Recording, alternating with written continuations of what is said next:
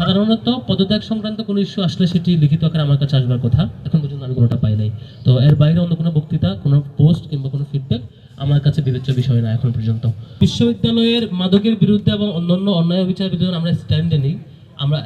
আমরা বারবার দেখেছি প্রশাসন আমাদেরকে অসহযোগিতা করেছে, বরং বিপরীতভাবে বিরোধিতা করেছে, আমাদেরকে সে কাজ বাস্তবায়ন করতে দেয় নাই। প্রত্যেকটা কাজে আপনারা দেখেছেন, ইভেন ছোটো ছোটো সংস্কার কাজ থেকে শুরু করে বড় বড় প্রকল্প, প্রত্যেকটা কাজে একটা চক্র, একটা বিশেষ গ্রুপ, সেটা শিক্ষকদের এবং কর্মচারীদের, তারা যৌথভাবে এই কাজগুলো বাস্তবায়ন যাতে করতে না পারে সে চেষ্টা করেছে। সেই জায়গায় আমাদের ডাকসুর নির্বাচিত সদস্যরা এবং নির্বাচিত প্রতিনিধি বারবার আমরা অনেক চ্যালেঞ্জের মুখোমুখি হয়েছে এবং আমরা জারি রেখেছি।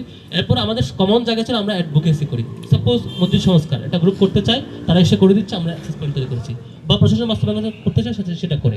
এর বাইরে আমরা সরাসরি কোনো কিছু এক্সিকিউট করি না। কেউ করলে তাকে আমরা কোনো সদস্য করতে চাই, তাকে আমরা বলি যেটা এভাবে না, বরং সংশ্লিষ্ট প্রশাসনই বাস্তবায়ন করবে। কোথাও কোথাও শিক্ষার্থীদের প্রতি তাকিয়ে কোনো সদস্য, কোনো প্রতিনিধি যদি তাদের সহযোগিতা না পেয়ে নিজে অ্যাকশনে নেমে যায়, সেটি যদি শিক্ষার্থীদের প্রতি দায়িত্ববোধের কারণে তিনি করে থাকেন, যদিও করে থাকেন, তবু এটা কাম্য না, এভাবে করা উচিত না। সংশ্লিষ্ট প্রশাসনেই, সংশ্লিষ্ট অথরিটি সেটা নিশ্চয় করবেন। এর বাইরে ব্যক্ত করলে সেটি ওই ব্যক্তির প্রতি আমাদের প্রত্যেক ব্যক্তির প্রতি আমাদের এই রিকোয়েস্টটা করা আছে যে আমরা সংশ্লিষ্ট অথরিটি দিয়ে কাজটা করবো, আমরা অ্যাডভোকেসি করবো, এভাবে আমাদের পলিসি। ধন্যবাদ।